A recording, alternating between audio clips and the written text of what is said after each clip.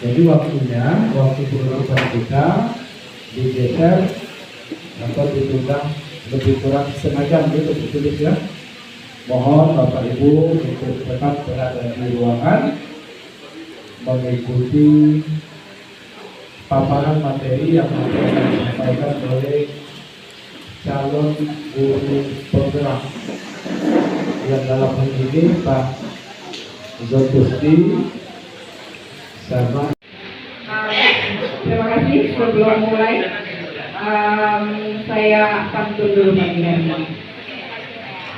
Hari Jumat pergi ke Bengkulu. Mulai cakep Pak. Hari Jumat pergi ke Bengkulu untuk meresmikan status hubungan. Yang belum punya, pada seperti itu.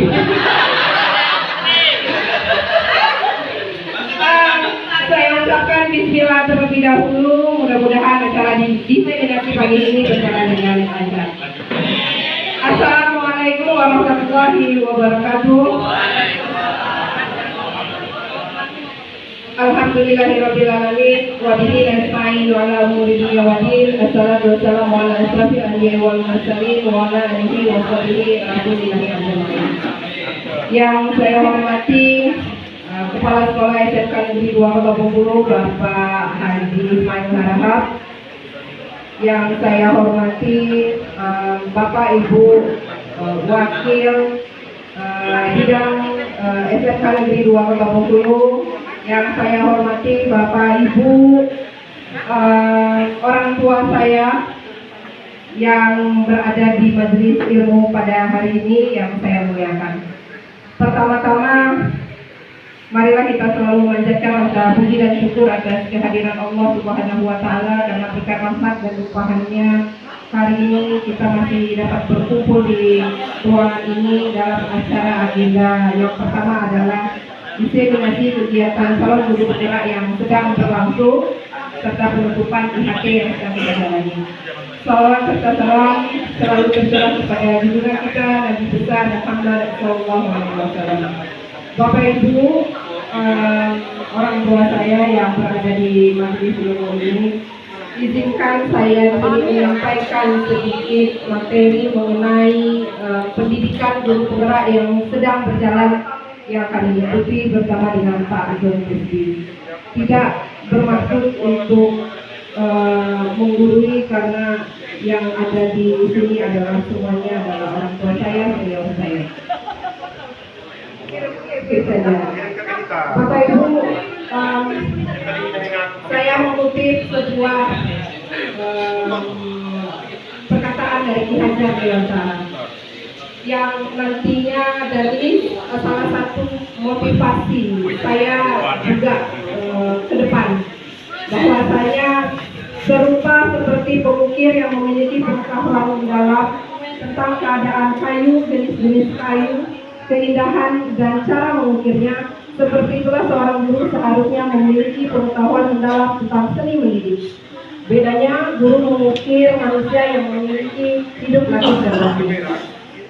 Kalau kita ibaratkan sebagai seorang pengukir, mereka mempunyai peralatan yang siap untuk mengukir sebuah kayu, akan menjadikan kayu ini sebuah nilai estetika yang tinggi dengan pengetahuan yang mendalam. Maka dia mengukir itu dengan baik. Ketika ada kesalahan yang dia lakukan dalam proses pengukiran ini, maka dia akan berusaha untuk membuat tujuan akan keindahan itu tercapai. Tetapi ketika yang dia lakukan sering sekali melakukan kesalahan, maka kayu yang dia hasilkan itu tidak akan tercapai menjadi sebuah tujuan, yaitu ukiran yang indah. Apakah kayu itu akan berguna? Seperti apa mungkin akan menjadi kayu bakar. Seperti itulah kita, Bapak Ibu.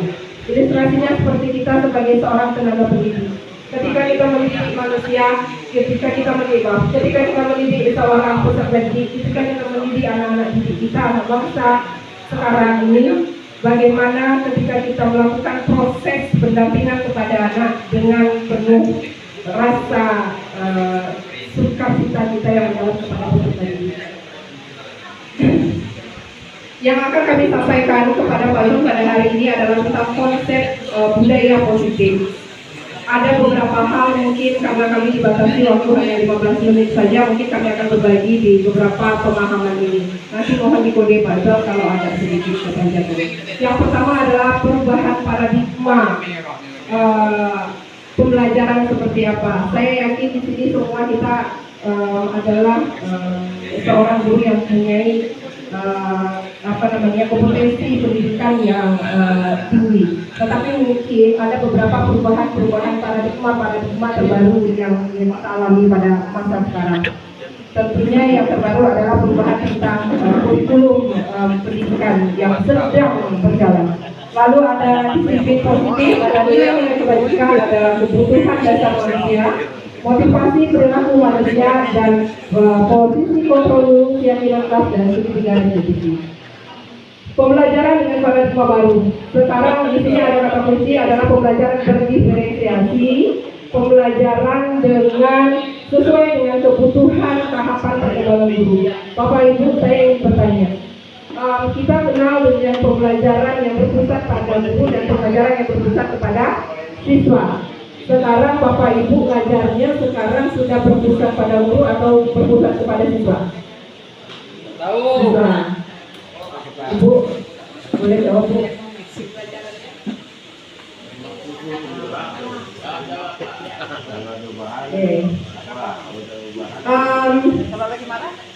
Perubahan paradigma yang sekarang terjadi adalah pembelajaran yang teacher learning dan student learning. Pembelajaran yang berpusat kepada guru, ada pembelajaran yang berpusat kepada siswa. Diusahakan sekarang pembelajaran kita adalah pembelajaran yang berpusat kepada siswa, tidak guru sebagai sumber belajar utama.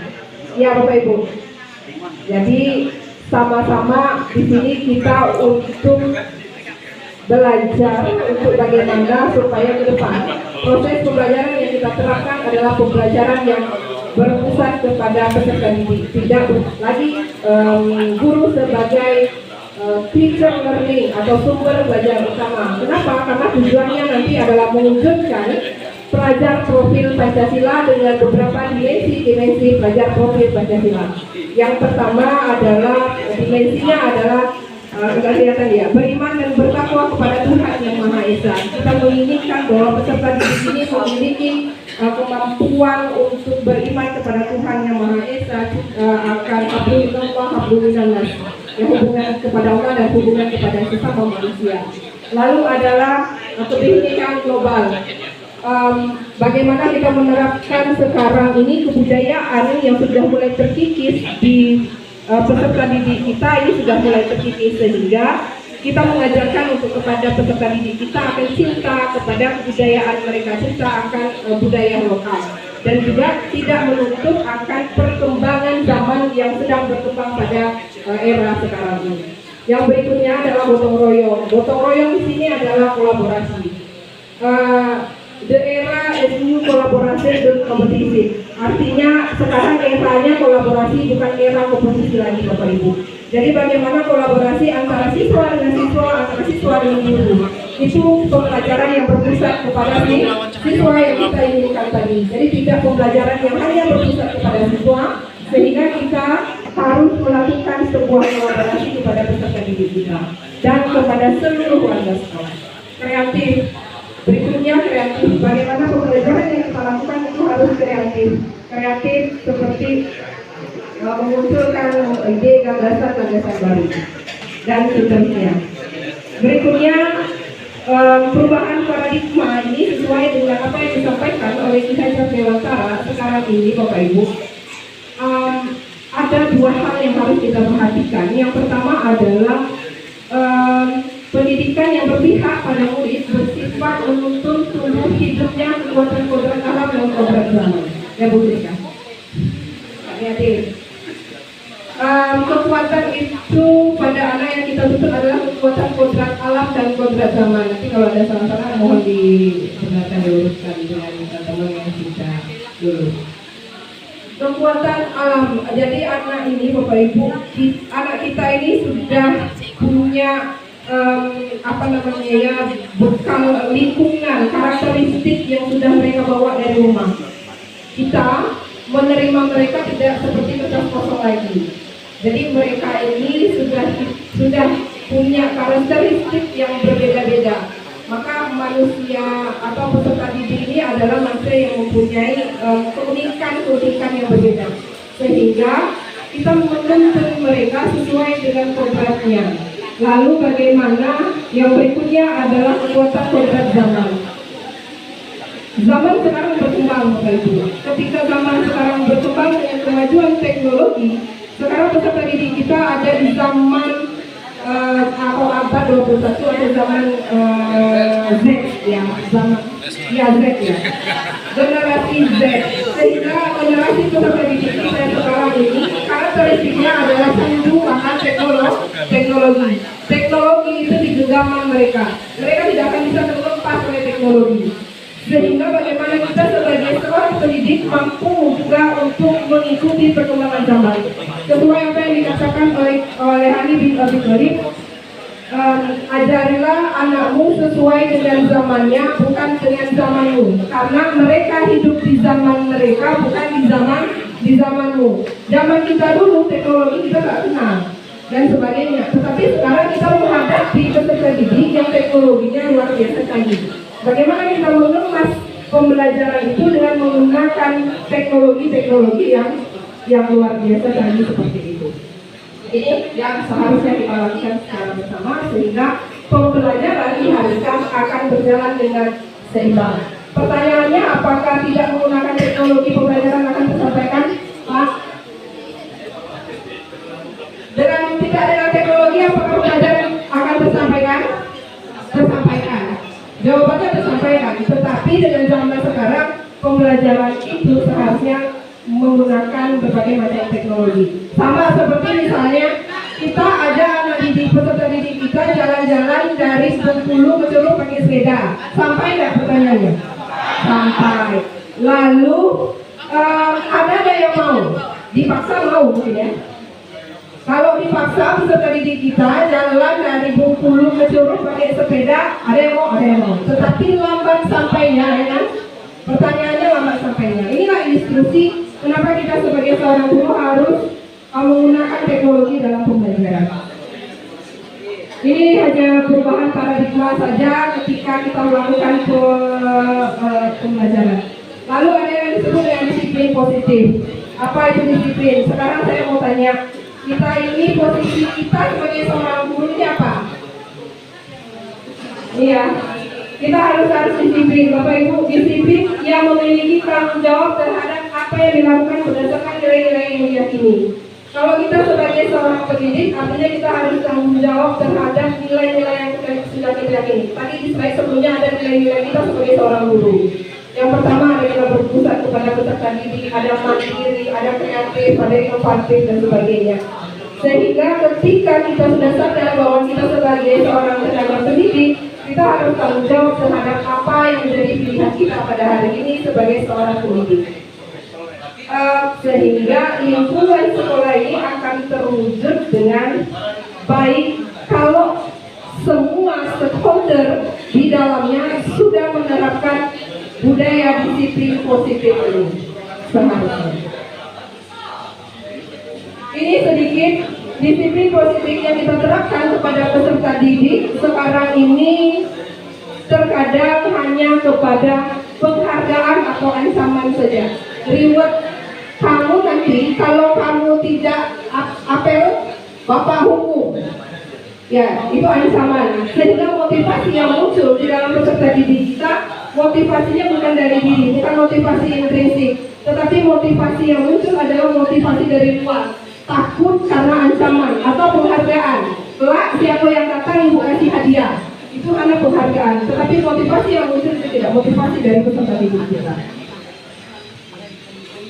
Nilai kebajikan sama seperti yang kita sampaikan, nilai kebajikan ini ada nilai profil belajar Pancasila dari beberapa organisasi, ada YPY dan ada kehidupan. Ini saya skip saja. Kebutuhan dasar manusia.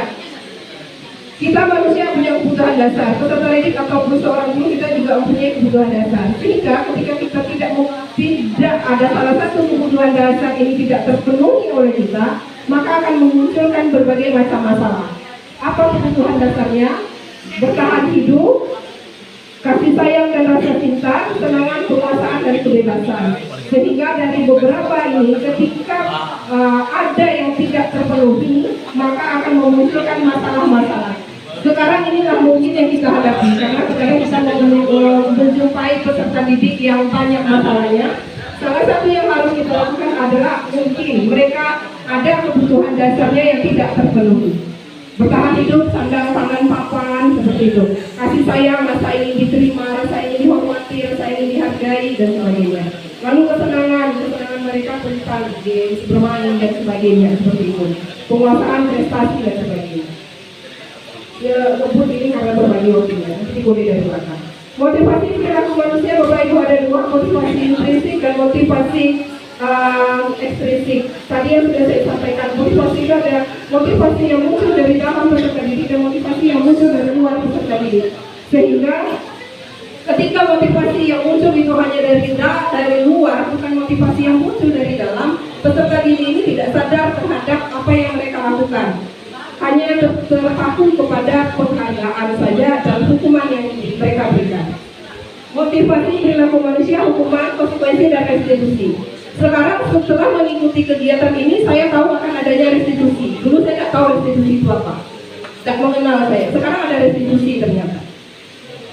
Kita pernah dihukum tidak dulu oleh guru kita? Pernah, sering. Ingat memori yang dihukum itu kan? Ingat. Tapi ingat nggak mata pelajarannya yang disampaikan dulu? Tidak. Oh ingat ya. Kalau saya tidak, Pak.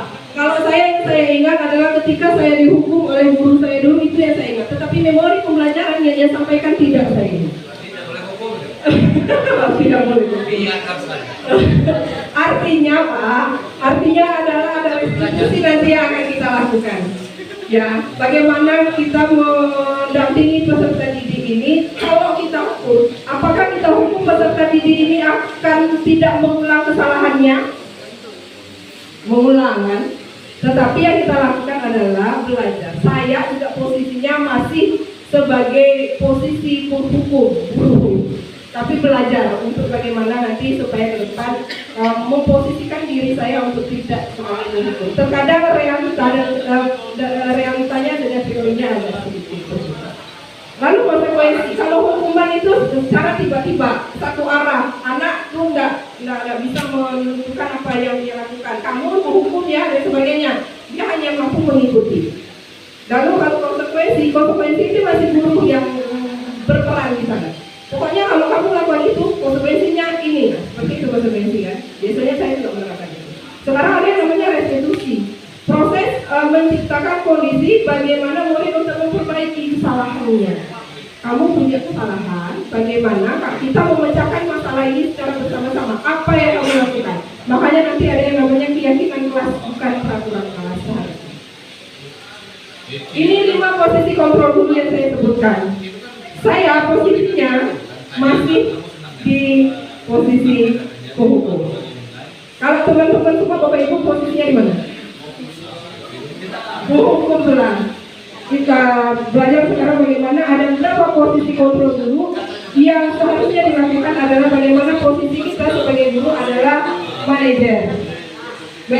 Bagaimana kita mengajak peserta didik ini supaya ketika ada permasalahan yang timbul, karena permasalahan yang timbul tadi salah satunya adalah ketidakterpenuhan terhadap kebutuhan dasar mereka.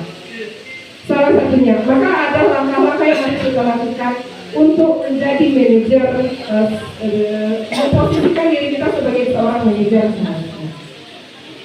Ada yang posisinya sebagai teman, ada yang posisinya hanya memantau, ada yang posisinya membuat mereka bersalah. Keyakinan kelas bukan peraturan kelas, harusnya adalah keyakinan kelas. Kalau keyakinan kelas itu adalah kita membuat suatu kesepakatan bersama kepada peserta didik yang bersifat motivasi. Dilarang itu masih kita ya, masih keyakinan kelas. Buat peraturan kelas, dilarang terlambat. kalau terlambat nanti ini dan sebagainya. Seharusnya adalah keyakinan. Karena apa keyakinan Bapak Ibu? Siswa yang membuat. Kalau peraturan itu guru yang membuat. Kalau keyakinan kita semua anak yang membuat. Keyakinan yang sudah kita sepakati bersama. Misalnya kalau belajar tidak boleh mencontek, maka yang dilakukan, yang mereka tulis keyakinannya adalah kata-kata yang positif adalah tidur, bertanggung jawab kan kalau bisa terlambat dan sebagainya. Sehingga mereka ketika melakukan kesalahan, mereka akan ingat tentang keyakinan kelas mereka. Itu segitiga restitusi. Ini yang terakhir. Tadi bagaimana caranya supaya dalam proses menemukan permasalahan-permasalahan yang ada, kita sebagai seorang guru ini melakukan tahapan-tahapan segitiga restitusi. Yang pertama adalah menstabilkan identitas. Anak melakukan kesalahan, satu yang kita lakukan adalah bagaimana kita menyadarkan anak supaya menggali permasalahan yang muncul. Setiap kita pasti punya permasalahan. Seperti itu. Setiap orang, setiap manusia pasti punya permasalahan. Itu kata-kata yang bisa kita lakukan untuk menstabilkan identitas. Lalu yang berikutnya adalah menanyakan keyakinan kelas. Tadi kita sudah buat keyakinan kelas. Kamu melakukan kesalahan, apakah sesuai dengan keyakinan yang sudah kamu lakukan? Kalau tidak, seharusnya apa yang harus kita perbuat? Apa yang harus kamu lakukan seharusnya? Mungkin seperti itu. Sehingga Bapak Ibu mungkin yang terjadi sekarang banyak sekali kasus-kasus guru yang dilaporkan dan sebagainya, mungkin masih tadi guru yang bersifat penghukum tadi sama. Jadi sekarang kita takut-takut ya untuk memegang anak, sekarang takut dan sebagainya. Terkadang kita hanya membiarkan, ini yang tidak seharusnya kita lakukan. Saya sudah dikode dari belakang, waktunya mungkin sudah habis. Boleh Pak? Boleh tanya? Sesinya mungkin setelah Pak Zon saya. Ya, nanti setelah Pak Zon, nanti kita ada tanya jawab. Bapak Ibu mohon maaf atas apa yang sudah saya sampaikan. Kalau tadi di awal saya buka dengan pantun, di akhir saya tutup dengan pantun. Tegak pada es, tegak. Baju burung si anak darah, bersanggul berhias kembang melati. Apabila ada kata yang salah dan hilaf, mohon dimaaf setulus hati. Saya akhiri dengan wabillahi taufiq wal hidayah. Wassalamualaikum warahmatullahi wabarakatuh. Mohon penyampaiannya agak cepat. Silakan saya serahkan kepada Pak Zulkifli. Kita langsung saja. Yang pertama itu ada yang sebuah pendapat atas sebuah moto, atas sebuah filosofi. Karena pendidikan filosofi pendidikan Ki Hajar Dewantara adalah pendidikan di mana tempat wadah atau sekolah tempat menyampaikan atau menaburkan benih-benih kebudayaan dalam ruang lingkup tuturan budaya dan ruang lingkup tuturan tata krama. Itu filosofi pendidikan Ki Hajar Dewantara. Nah sekarang ini mendekati bahwa serupa seperti kayu, ya. Kayu itu akan berdiri sendiri, kayu itu akan terbentuk sendiri oleh alam, ya. Nah akan berguna bermanfaat bagi orang lain apabila orang itu membuat kayu itu mau diapakan. Itu filosofinya. Bahwa kayu itu sebenarnya sudah ada sejak dia tumbuh dan sudah ada sejak dia hidup di situ. Tinggal lingkungan yang sekitarnya yang akan membentuknya. Itu filosofinya. Artinya begini Bapak Ibu, ya, budaya positif itu adalah yang harus kita terapkan tergantung dengan kita. Tergantung dengan kita. Ya, tergantung dengan kita. Kenapa? Karena budaya positif itu adalah suatu peran yang harus kita lakukan dalam suatu perubahan. Baik, lanjut Bu. Ya, ini konsep inti budaya positif. Satu, perubahan paradigma. Perubahan paradigma ya dalam segi belajar. Kalau selama ini kita belajar, kita ngajar, ya mohon maaf tidak ada maksud untuk mengajari, saya juga begitu. Ya, kalau selama ini kita mengajar melepaskan tanggung jawab. Nah sekarang tidak. Ya, kita mengajar bagaimana mengajarkan apa yang kita tahu, apa yang kita bisa, apa yang kita perbuat, itu nanti akan dicontoh. Ini yang dikatakan namanya guru adalah pemimpin pembelajaran yang berpusat kepada peserta ini. Ya, kalau kita berpedoman pada filosofi pendidikan Ki Hajar Dewantara, kita tidak boleh marah ingin diterima. Semua orang ingin menggarap bisa saya yang bisa diterima dalam satu lingkungan. Ya, baik, ya, kesenangan, penguasaan dan kebebasan. Ya, yang selama ini ya kita tahu kita menganut kebebasan. Baik Bapak ya. Jadi di sini ya, jadi kebebasan dalam bertindak, kebebasan dalam berpendapat, kebebasan dalam belajar. Ya. Nah selama ini yang kita lakukan bahwa pendidikan berpusat kepada guru. Seharusnya pendidikan berpusat kepada peserta didik. Kita balik Bapak Ibu. Ya, kita balik. Kalau selama ini anak didik harus mengikuti kehendak kita, keinginan kita, sekarang kita balik. Kenapa? Nanti ada pushbacknya. Kalau kita sudah mengikuti alurnya, keinginannya belajar, maka pada satu saat ini anak akan merasa ya, butuh dengan pelajaran itu. Atau sebaliknya, anak tidak butuh pelajaran itu. Ya. Jika di sini ya, dibutuhkan suatu kebebasan dalam beraktivitas. Baik, nanti Bu. Tapi sebetulnya tidak. Mereka yang sudah menilai itu. Nah, itu yang terjadi. Kenapa? Yang pertama kita hukum, yang pertama kita jujur aja Bapak Ibu ya. Yang saya lakukan selama ini ternyata salah besar, berbanding arah. Kalau selama ini saya lakukan di dalam mengajar, menilai dan memberikan penghukuman kepada anak, saya sudah merasa saya benar, ternyata itu salah. Jadi kalau kita larikan ke teori filosofi pendidikan Ki Hajar Dewantara. Ya, kenapa? Dalam situasi yang disiplin, yang positif, ya disiplin berasal dari bahasa. Jadi ini menurut bahasa, ya dari menurut istilah belajar disiplin mengacu pada disiplin diri. Ya, sambil kata kuncinya disiplin diri. Ya, ini kalau kita larikan ke dalam bentuk penerapan kehidupan kita sehari di lingkungan sekolah, ya disiplin. Ya kita dulu Bapak Ibu. Kita dulu menyisiplinkan diri. Kita dulu yang mulai. Ya. Nah, kenyataan di lapangan saya tidak mau jawab. Karena ini yang harus kita terapkan. Kita dulu harus memulai dari diri kita dulu. Ya. Ya. Kita yang menyuruh anak harus disiplin. Disiplin itu banyak Bapak Ibu. Ya, mulai dari berpakaian saja itu sudah menunjukkan sikap disiplin. Mulai dari menempati waktu saja sudah disiplin. Jam 7.30 kita memaksa anak untuk masuk ke sekolah, masuk belajar. Ternyata kita baru jam 8.30 baru sampai. Nah, siapa yang datang? Nyalakan anak. Ya. Perilaku seperti ini terhadap diri kita tidak sesuai dengan filosofi pendidikan Ki Hajar Dewantara. Tidak sesuai dengan budaya positif. Yang kedua, ya, kita sebagai guru malu untuk mengakui bahwa kita salah. Anak itulah yang harus kita salahkan. Ya, sesuai dengan kata-kata pepatah, ya. Kata-kata senior. Senior itu tidak pernah salah. Guru itu tidak pernah salah. Kakak itu tidak pernah salah.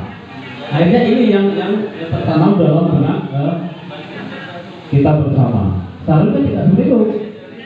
Kalau kita salah, kita bisa salah.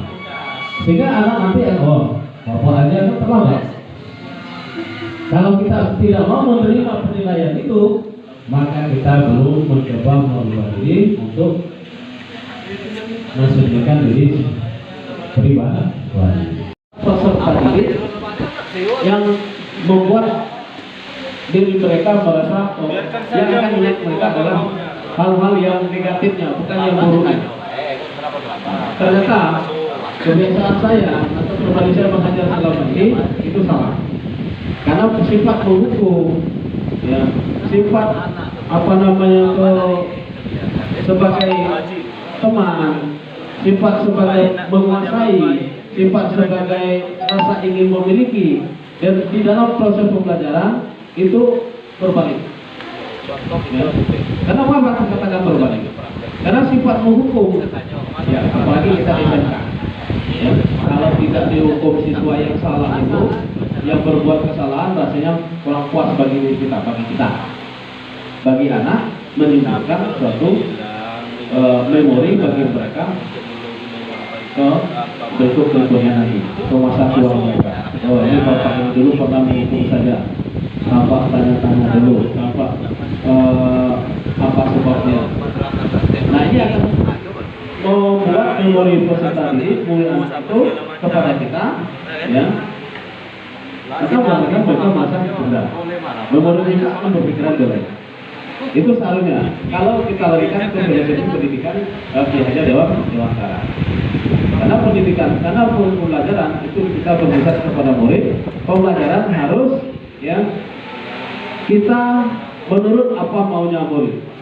Itu sebenarnya. Nah, kalau itu kita terapkan di sini, maka diyakini, ya, Menurut apanya kamu? diyakini apa yang ingin kita buka kepada murid. Nah, kita bahas ini, kita serahkan kepada anak, maka pembelajaran itu akan jalan yang sesuai dengan apa yang kita inginkan oleh apa namanya itu konsep pendidikan Ki Hajar Dewantara. Kenapa? Ya, karakter anak kita. Yang penting mereka datang, nantilah masuk belajar. Yang penting mereka dapat nilai. Yang penting naik. Itu saja karakternya. Kalau ini kita terapkan, ya, di tempat sekolah kita, dan kita paksakan, maka akan menimbulkan hal-hal yang baik. Kenapa? Intinya bahwa pendidikan itu adalah pendidikan yang kita hanya sebagai posisi manajer. Manajer ini bukan manajer perusahaan, Bapak Ibu. Kita memanage, ya, bagaimana kegiatan anak, apa yang mereka lakukan, ya, sehingga tidak lepas lari dari kontrol apa namanya itu nilai-nilai kebajikan. Ya. Nah, di sini, tadi Bu, dengan menjalankan budaya positif di sekolah, maka akan mempermudah dan mencapai tujuan pendidikan nasional yang sesuai dengan filosofi Ki HD atau Ki Hajar Dewantara. Ya, filosofi pendidikan Ki Hajar Dewantara itu, ya, anak itu adalah penyemayan atau pentransferan ilmu untuk mereka dalam yang sesuai dengan kodratnya. Karena ada kodrat alam, ada kodrat zaman. Kalau kodrat alam mereka sudah ada, anak itu sudah ada.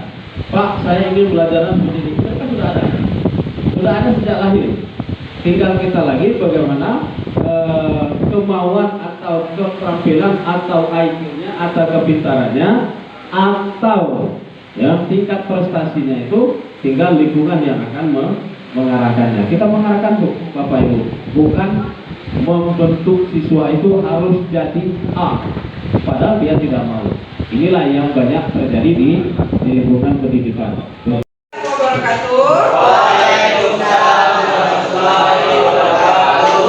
Bagaimana hari ini?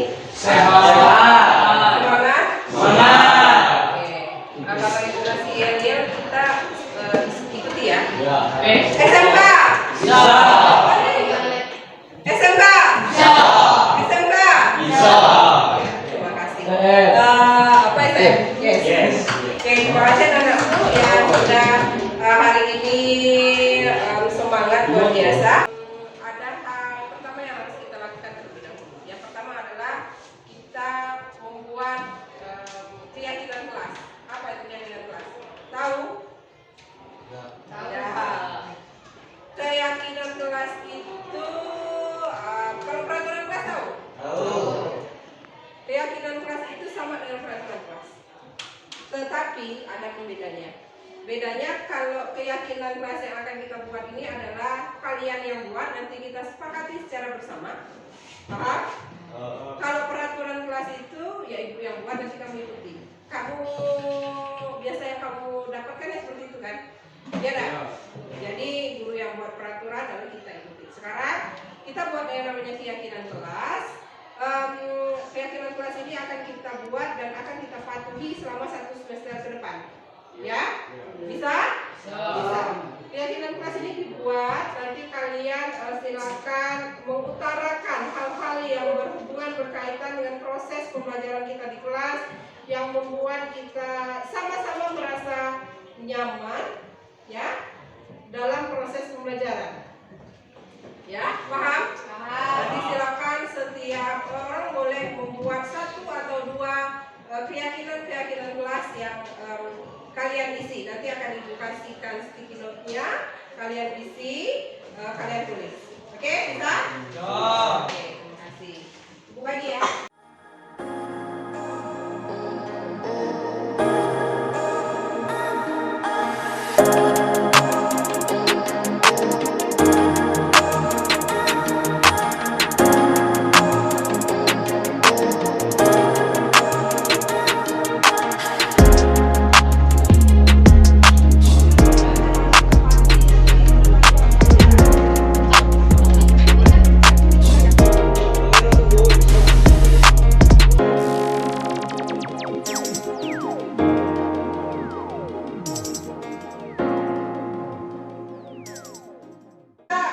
Tempel membacakan aja dulu. Apa? 1. Tidak boleh terlambat. 2. Menjaga kebersihan. 3. Jika terlambat masuk kelas maka mendapatkan sanksi. Oke.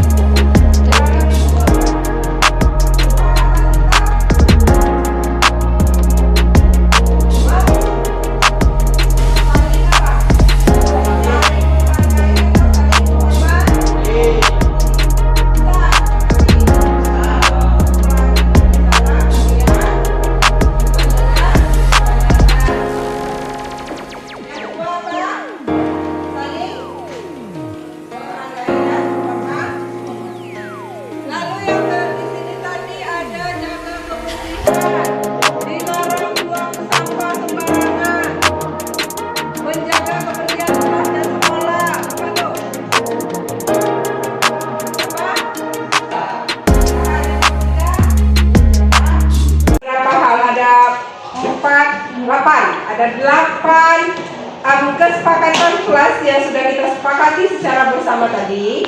Nanti kesepakatan kelas ini tadi yang sudah kita buat, kita berlakukan selama 1 tahun pembelajaran. Bisa dipahami? Bisa. Bisa dimengerti? Bisa. Terima kasih anak-anak ibu. Ibu akhiri. Wabillahi taufiq. Assalamualaikum warahmatullahi wabarakatuh. Waalaikumsalam.